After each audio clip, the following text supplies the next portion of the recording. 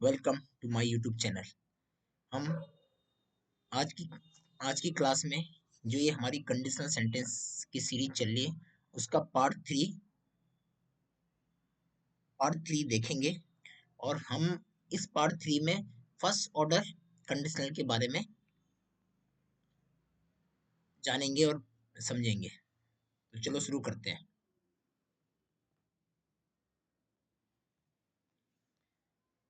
पहले हम देखते हैं कि जो ये फर्स्ट ऑर्डर कंडीशनल्स होते हैं ये हम किस लिए यूज करते हैं। तो इनका यूज हम रियल फ्यूचर पॉसिबिलिटीज के बारे में और वी कैन से लाइकली और पॉसिबल फ्यूचर के बारे में हम इनका यूज करते हैं। और ये उन्हीं की अगर हम इनको कैटेगरी वाइज बांटे तो लाइकली और पॉसिबल फ्यूचर कब कब हो सकता है। हम हम इनका यूज प्रॉमिस करने के लिए और किसी को थ्रेट या वार्निंग देने के लिए यूज कर सकते हैं। हम ऑफर एंड सजेशन के लिए यूज कर सकते हैं। इंस्ट्रक्शन इंस्ट्रक्शन देने के लिए इनका यूज कर सकते हैं। और वार्निंग अबाउट फ्यूचर कॉन्सिक्वेंसेस, भविष्य में होने वाले परिणाम के बारे में किसी को हम क्या कर सकते हैं, वार्निंग देने के लिए इनका यूज कर सकते हैं। अब हम बात करते हैं टाइम फ्रेम की बात। तो जैसे कि हमने पहले भी देखा है कि जितने भी ये कंडीशनल सेंटेंस होते हैं इनका हमें टाइम फ्रेम का कंसेप्ट क्लियर होना चाहिए। तो जो ये फर्स्ट ऑर्डर कंडीशनल सेंटेंस होते हैं, जैसे कि इनके दो पार्ट होते हैं, कंडीशन पार्ट होता है और एक रिजल्ट पार्ट होता है।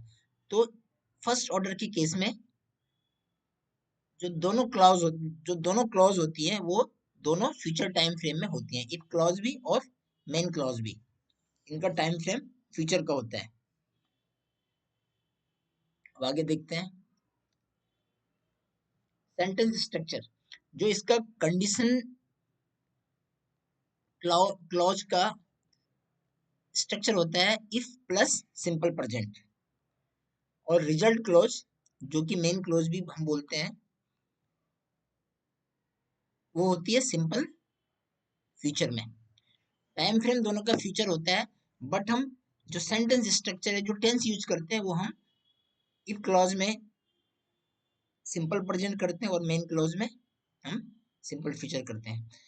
अब हम आगे देखते हैं इसके एग्जांपल सेंटेंसेस। जैसे कि हमने इसके अलग अलग कैटेगरी देखी, हम उन कैटेगरीज को अलग अलग सेंटेंस हिंदी और इंग्लिश में अलग अलग सेंटेंस की तरह यूज करके उनको समझेंगे। जैसे कि आप देख सकते हैं पहला एग्जांपल, अगर बारिश होगी तो हम घर पर रहेंगे।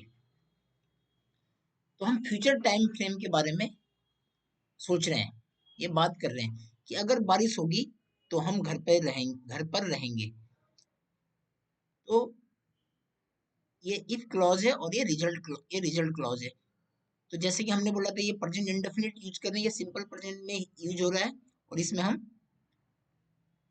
सिंपल फ्यूचर यूज कर रहे हैं। If it rains we will stay at home. तो ये इससे क्या पता चलता है कि हम फ्यूचर की पॉसिबिलिटीज के बारे में बात कर रहे हैं कि अगर बारिश होगी तो, और दैट इज लाइकली और पॉसिबल, बारिश हो सकती है फ्यूचर में। दूसरा एग्जांपल है, अगर तुम अच्छी तरह पढ़ोगे तो मैं तुम्हें एक उपहार दूंगा। इंग्लिश में हम बोल सकते हैं, if you study well I will buy U a gift. तो ये क्या हम इसका यूज हम कब करेंगे, ऐसा हम कब बोलेंगे, किसी को हम प्रॉमिस देने के लिए बोलेंगे, प्रॉमिस करने के लिए हम ऐसा बोल सकते हैं। अगला एग्जांपल है, अगर तुमने फिर ऐसा किया तो मैं पुलिस को बुला दूंगा। या हम ऐसे बोल सकते हैं, इसको हम ऐसे भी कर सकते हैं, अगर तुम ऐसा करोगे तो मैं पुलिस को बुला लूंगा। तो यहाँ पे आपको ध्यान देना है कि पहला पार्ट में हम गागेगी का यूज कर रहे हैं, बट ग्रामर बोलती है कि हमें इसमें सिंपल प्रेजेंट यूज करना है कंडीशन पार्ट में। तो ये हुआ, अगर तुमने फिर ऐसा किया तो मैं पुलिस को बुला लूंगा। If you do that again I will call the police. ये हम इसका यूज हम जब हम किसी को कोई धमकी देते हैं, कोई थ्रेट देते हैं, तो हम इस तरह से बोल सकते हैं। अगला एग्जांपल है, अगर तुम चाहो तो मैं तुम्हारी मदद करूंगा। ये हम किसी को क्या दे रहे हैं? ऑफर दे रहे हैं, ऑफर कर रहे हैं। If you want I will help you. अगला एग्जांपल है, अगर तुम यह बटन दबाओगे तो मशीन चालू हो जाएगी। ये हम क्या दे रहे हैं? किसी को इंस्ट्रक्शन दे रहे हैं। If you press this button the machine will start. अगला एग्जांपल है, अगर तुम नहीं खाओगे तो तुम कमजोर महसूस करोगे। If you don't eat you will feel weak. ये हम किसी को फ्यूचर कॉन्सिक्वेंस के बारे में वार्निंग दे रहे हैं कि अगर तुम नहीं खाओगे तो रिजल्ट क्या होगा कि तुम कमजोर महसूस करोगे। अब हम कुछ एग्जाम्पल सेंटेंसेस देखते हैं। जब हमें स्टेट ऑफ बीइंग या स्टेट ऑफ पोजेशन यूज करना पड़ता है। बहुत से बच्चे स्टेट ऑफ बीइंग और स्टेट ऑफ जो बिगिनर होते हैं उनको स्टेट ऑफ पोजेशन का बहुत डाउट होता है। तो जो इससे पहले जो एग्जाम्पल देखे हमने वो सब उनमें कंडीशन क्लॉज में भी और रिजल्ट क्लॉज में भी एक्शन वर्ब थी। एक्शन वर्ब थी मतलब दोनों केस में हम एक्शन की बात कर रहे थे। अब यहाँ हम देखेंगे, अगर हमें स्टेट ऑफ बीइंग के लिए कुछ ऐसे इस कंडीशनल फर्स्ट ऑर्डर का यूज करना होगा, तो देखो कैसे सेंटेंस इसमें यूज होते हैं। ये अगर मौसम खराब होगा तो कार्यक्रम रद्द हो जाएगा। तो आप देख रहे पहले पार्ट में ये क्या स्टेट ऑफ बीइंग है, इसमें कोई एक्शन नहीं है। If the weather is bad the event will be cancelled. तो मैंने यहाँ जो लिखा है state of being in condition clause, हम कंडीशन क्लॉज में क्या यूज कर रहे हैं? स्टेट ऑफ बीइंग का यूज कर रहे हैं। तो स्टेट ऑफ बीइंग जब हम सिंपल प्रेजेंट में यूज करते हैं तो हमें इज एम आर का यूज करते हैं। अब अगला अगला सेंटेंस देखते हैं, अगर उसके पास पर्याप्त पैसे हैं तो वह ड्रेस खरीद लेगी। If she has enough money she will by the dress. ये क्या state of possession in condition clause. यहाँ पे जो कंडीशन क्लॉज है उसमें स्टेट ऑफ, इस वाले में स्टेट ऑफ बीइंग था, इस वाले में स्टेट ऑफ पोजेशन है। If she has enough money she will by the dress. तो सिंपल प्रेजेंट में अगर हम पोजेशन यूज करना है तो हम क्या करते हैं? सिंपल प्रेजेंट हैज हैव का यूज करते हैं, और फ्यूचर के लिए विल हैव का यूज करते हैं, और पास्ट के लिए हैड का यूज करते हैं। क्योंकि फर्स्ट ऑर्डर में हमें सिंपल प्रेजेंट यूज करना है, तो अगर कोई पोजेशन वाला आता है तो हम क्या करेंगे? हैज हैव का यूज करेंगे कंडीशन पार्ट में। आगे देखते हैं,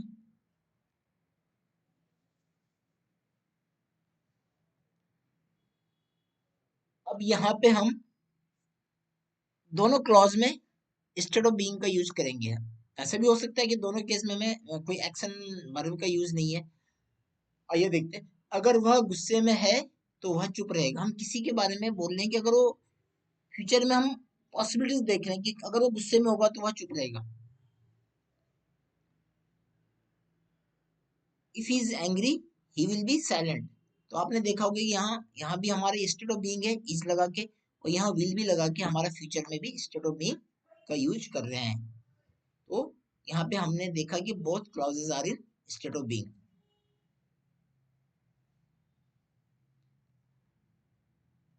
अगला सेंटेंस है, अगर उसके पास पर्याप्त पैसे हैं तो उसके पास नया फोन होगा। हम किसी के बारे में सोच रहे हैं कि अगर उसके पास जब पैसे होते हैं तो क्या होता है? उसके पास एक नया फोन होता है। इस टाइप का फ्यूचर में बोल रहे हैं, फ्यूचर फ्रेम टाइम फ्रेम में बोल रहे हैं। If she has enough money she will have a new phone. इसमें क्या है? दोनों क्लॉज में हम इंस्टेड ऑफ पोजेशन को यूज कर रहे हैं, हम हैज लगा कर रहे हैं, और फ्यूचर में हम विल हैव लगा के कर रहे हैं। अब अगला एग्जांपल है, अगर टीम के पास मजबूत खिलाड़ी हैं तो उसके पास जीतने का ज्यादा मौका होगा। Means the team has strong players, it will have a higher chance of winning. इसमें क्या है, इसमें भी हम दोनों क्लॉज में स्टेट ऑफ पोजीशन का यूज कर रहे हैं। आपने देखा कि यहाँ कोई एक्शन वर्ब नहीं है। अगर टीम के पास, हम फ्यूचर टाइम फ्रेम में एक पॉसिबल टीम के टीम के बारे में बता रहे हैं कि टीम कब जीतेगी। अगर उसके पास मजबूत खिलाड़ी होंगे तो इसका मतलब टीम का जीतने के चांस क्या होंगे, ज्यादा होंगे। टीम के पास जीतने का क्या होगा, ज्यादा मौका होगा। तो हम हैज लगा के यहाँ पे पोजीशन दिखा रहे हैं। तो दोस्तों ये रहा, आज हमने फर्स्ट ऑर्डर के बारे में पढ़ा। अलग अलग कैटेगरी में हमने बांट के एग्जाम्पल सेंटेंसेस देखे, और हमें ध्यान देने की जरूरत है कि कैसे हमें स्टेट ऑफ बीइंग और स्टेट ऑफ पोजीशन में इन कंडीशनल सेंटेंसेस का यूज करना है। और एक्शन वर्ब तो हम सब एक्शन का यूज तो हम करते ही हैं। तो दोस्तों आप कमेंट करके बताएं आपको ये क्लास कैसी लगी, और please like share and subscribe. अभी हमारी ये कंडीशनल की सीरीज आगे भी जारी रहेगी। Thank you very much.